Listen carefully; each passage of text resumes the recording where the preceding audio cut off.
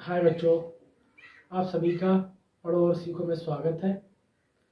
मेरा भरोसा है कि आप सभी लोगों ने आज तक की क्लासों को देख लिया होगा।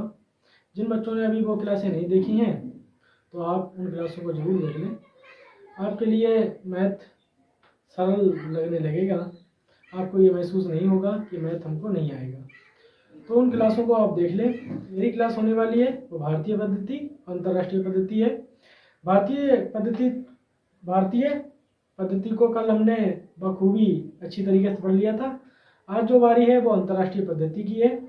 अंतर्राष्ट्रीय पद्धति में आज हम सब लोग ये पढ़ने वाले हैं किस प्रकार से उसमें संख्याएं पढ़ी जाती हैं, किस प्रकार से उसमें विराम लगाए जाते हैं, क्यों विराम 3 के बाद लगता है, ऐसा क्यों होता है। जैसे हम लोग इकाई दहाई सैकड़ा पढ़ते हैं, वहाँ भी हम इकाई दहाई सैकड़ा पढ़ते हैं।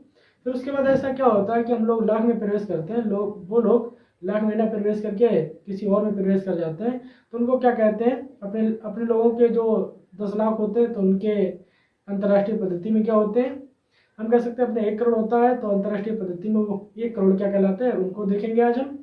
उसके साथ साथ आज ये भी देखेंगे आज तक मैंने क्या क्या पढ़ लिया, उन पर एक बार चर्चा कर लेंगे। फिर उसके बाद कल हम बढ़ेंगे प्राकृतिक संख्याओं की तरफ, या कह सकते हैं कल फिर हम बढ़ेंगे उन संख्याओं की तरफ जिसे हम प्राकृत संख्या कहते हैं। प्राकृत संख्या पढ़ने के बाद हम पूर्ण संख्याओं की तरफ बढ़ेंगे। धीरे धीरे इसी प्रकार आगे बढ़ते चलेंगे। तो अब देखिए अंतर्राष्ट्रीय पद्धति बोर्ड की तरफ। तो चलो हम अब अंतर्राष्ट्रीय पद्धति पढ़ते हैं। उसका रिलेशन आपको हम भारतीय पद्धति के साथ भी कराते चलेंगे ताकि आपको डाउट ना हो कि कितने लाख को हम मिलियन कहते हैं, कितने करोड़ को हम क्या बोलते हैं। चलो देखते हैं। सबसे पहले जो मैं आपको बताने जा रहा हूँ वो अंतर्राष्ट्रीय पद्धति है। अंतर्राष्ट्रीय पद्धति होती क्या है, सबसे पहले अंतर्राष्ट्रीय पद्धति जो होती है उसे लिखना मुझे अच्छी तरीके से आना चाहिए। तो लिखने के लिए हम क्या करते हैं, पहले वो समझते हैं। हमने आपको बताया कि लिखा जाता है कैसे। इसको भी भारतीय पद्धति की तरह दाएं की तरफ से कामा लगाते हैं। तो यहाँ पर सबसे पहली बात ये कॉमन हो गई कि जिस तरीके से हम भारतीय पद्धति में दाएं की तरफ से कामा लगाते हैं संख्या में, ठीक उसी प्रकार से अंतर्राष्ट्रीय पद्धति में भी हम किसी भी संख्या को दाएं तरफ से ही कामा लगाते हैं।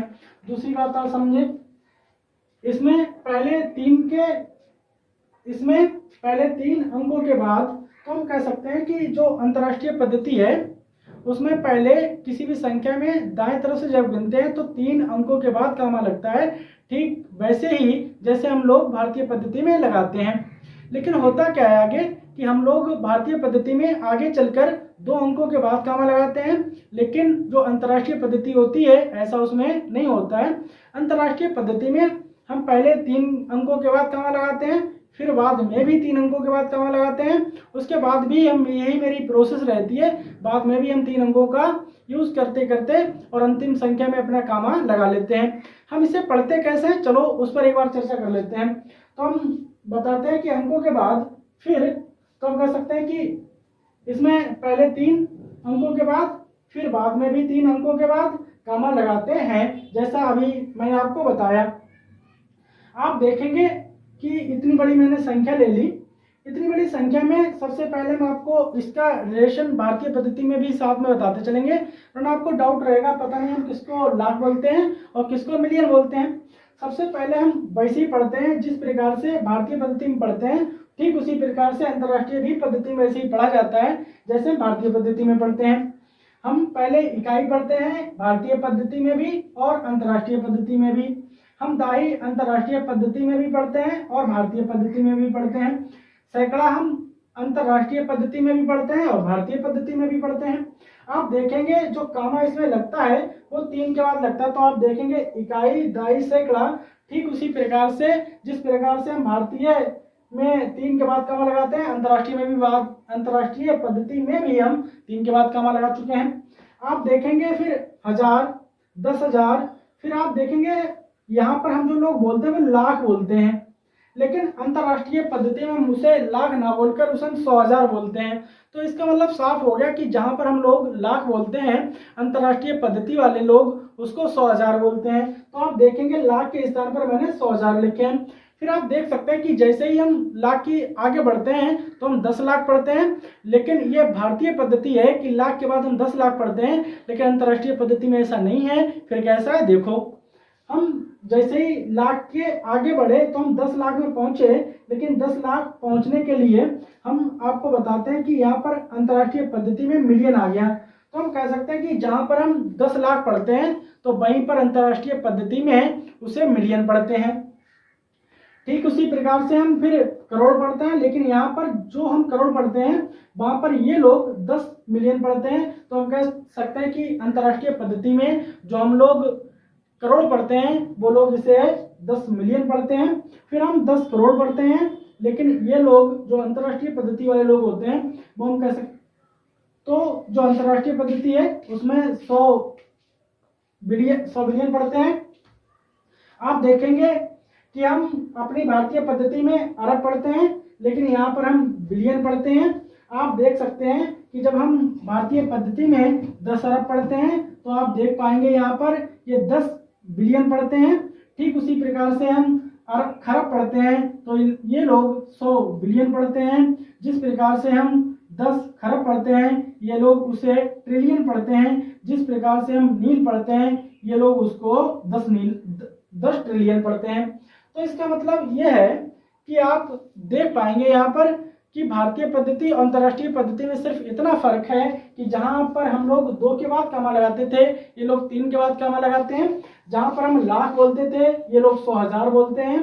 जहां पर हम 10 लाख बोलते हैं और ये अंतर्राष्ट्रीय पद्धति में हम मिलियन बोलते हैं। जहां पर हम करोड़ बोलते हैं वहां अंतर्राष्ट्रीय पद्धति में 10 मिलियन बोलते हैं। जहां पर हम 10 करोड़ बोलते हैं वहां पर हम 100 मिलियन बोलते हैं। जहां पर हम अरब बोलते हैं वहां पर अंतर्राष्ट्रीय पद्धति में बिलियन बोलते हैं।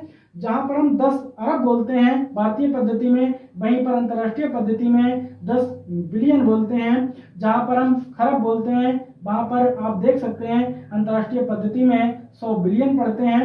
जहां पर हम 10 खरब पढ़ते हैं भारतीय पद्धति में वहां पर आप देख सकते हैं कि ट्रिलियन पढ़ते हैं अंतर्राष्ट्रीय पद्धति में। आप देख सकते हैं कि जहां पर हम नील पढ़ते हैं भारतीय पद्धति में तो ये लोग वहां पर 10 ट्रिलियन पढ़ते हैं अपने अंतर्राष्ट्रीय पद्धति में। चलो मैंने मानकर ये चलता हूँ कि मैंने 1 2 3 4 5 6 7 8 9 10 11 12 13 14 यहाँ पर मैंने 14 अंकों की संख्या ली। क्या इससे बड़ी संख्या नहीं हो सकती है? क्या इससे छोटी संख्या नहीं हो सकती है? अगर इससे छोटी संख्या आती तो इसके माध्यम से हम उसे मिलियन ट्रिलियन पढ़ लेंगे, लेकिन क्या पता इससे बड़ी संख्या आ गई तो उसे किस प्रकार पढ़ते हैं, आइए हम सीखते हैं। अब हम पढ़ने वाले हैं अंतर्राष्ट्रीय पद्धति में कैसे संख्या को पढ़ते हैं। उसके साथ साथ ये भी बताने वाले हैं कि भारतीय पद्धति में उसका रिलेशन क्या है। चलो देखते हैं बोर्ड की तरफ।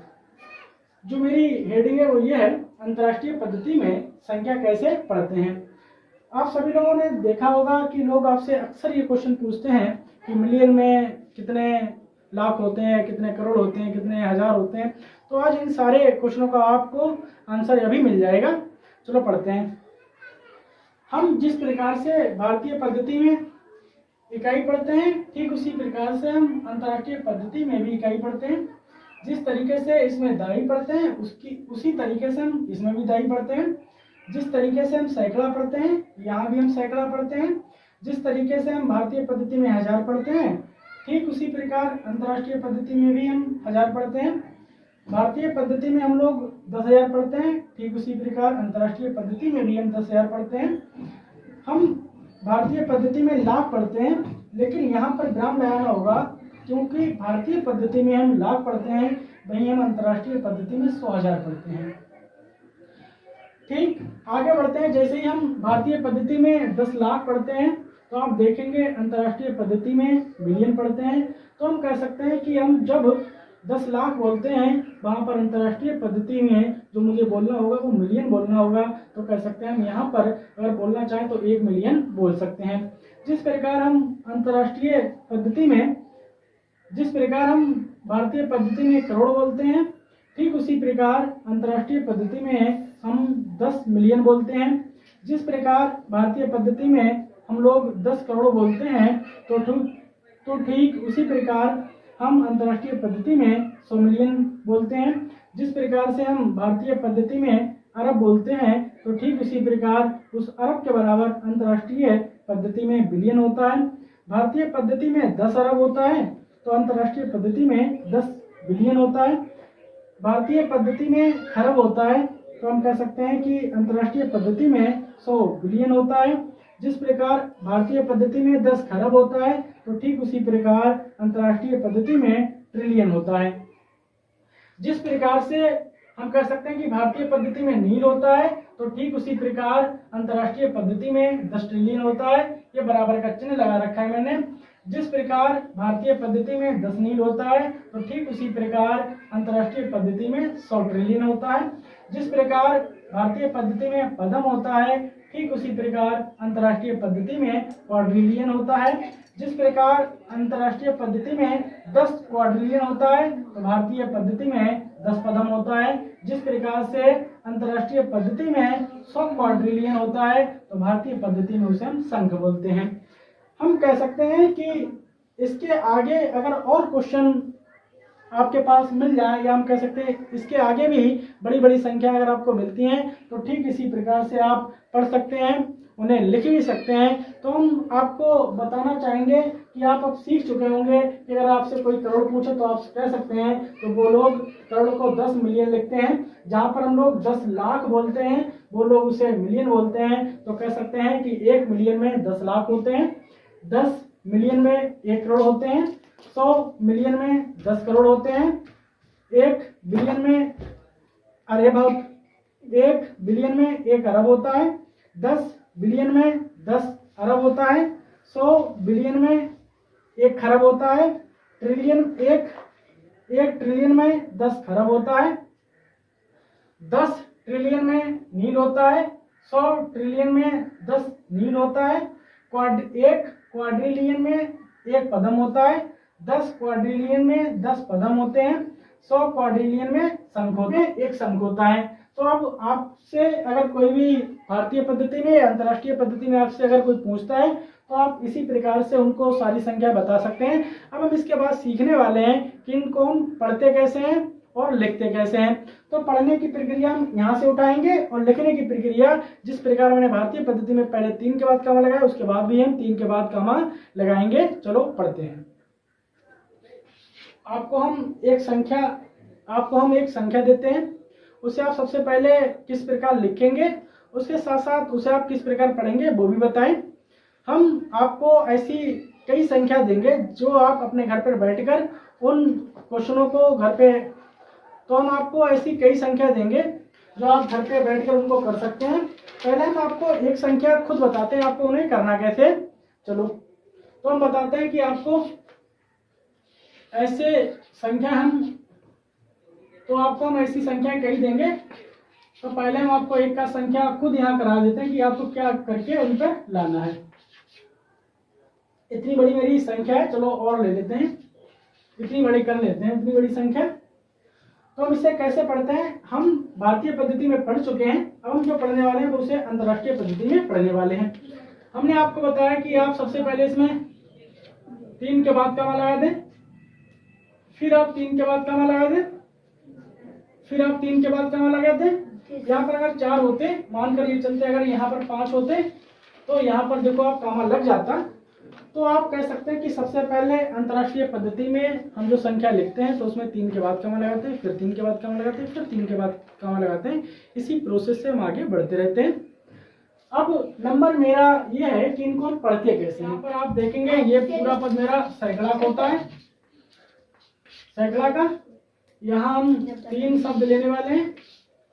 ये जो खंड होता है वो मेरा पूरा 100,000 का होता है, 100,000 का। ये वाला जो पूरा खाना हमारा होता है वो मिलियन का होता है। ये वाला जो खाना मेरा पूरा होता है वो हम कह सकते हैं मेरा बिलियन का होता है, बिलियन का। ये वाला जो खाना मेरा रह गया है ये ट्रिलियन का होता है, ट्रिलियन का। तो इसे अगर आप पढ़ेंगे तो आप इसे कैसे पढ़ते हैं वो सीखते हैं। इकाई, दाई, सैकड़ा, हजार, 10,000, 100,000, million, 10 million, 100 million, billion, 10 billion, 100 billion, trillion. जब इसे हम पढ़ेंगे तो कह सकते हैं 5 ट्रिलियन, 783 बिलियन, 253 मिलियन, 258,000, 245। तो इस प्रकार से हम किसी भी संख्या को बहुत ही आसानी से पढ़ सकते हैं। अब हम आपको 4-5 संख्या आपके घर के लिए देते हैं, तो आप इनमें कामा लगा कर लाएं, फिर और आप इसको ठीक इसी प्रकार से जिस प्रकार से मैंने आपको बताया है उसे आप इसी रूप में लिख कर लाएं घर पे। तो आपको हम 4-5 क्वेश्चन देते हैं, इससे ज़्यादा नहीं देंगे, और आपको वो क्वेश्चन घर पे करना है। लेकिन आपको फिर भी लगता है पता नहीं ये मेरे क्वेश्चन सही हैं या गलत हैं, तो आप इस बात की चिंता ना करें, क्योंकि आप सबको पता होना चाहिए ये सवाल जो हम आपको आज देते हैं वो कल जरूर कराते हैं। तो आप 5 क्वेश्चनों की तरफ पहले देखिए, उसके बाद आगे बढ़ते हैं। तो ये रहे आपके 5 क्वेश्चन, ये आप अपनी नोटबुक में उतार लें, और ये क्वेश्चन आप कल कर जरूर लाएं, क्योंकि इन क्वेश्चनों को आपको लगता है कि हम कर तो लेंगे लेकिन पता नहीं ये मेरे क्वेश्चन सही होंगे या गलत होंगे, तो आप इस बात के लिए ना घबराएं। ये क्वेश्चन जो आपको मैंने आज दिए हैं ये कल जरूर कराएंगे। तो आप इसी प्रकार से मेरे चैनल के साथ बने रहिएगा, मेरे साथ बने रहिएगा। जय हिंद, जय भारत।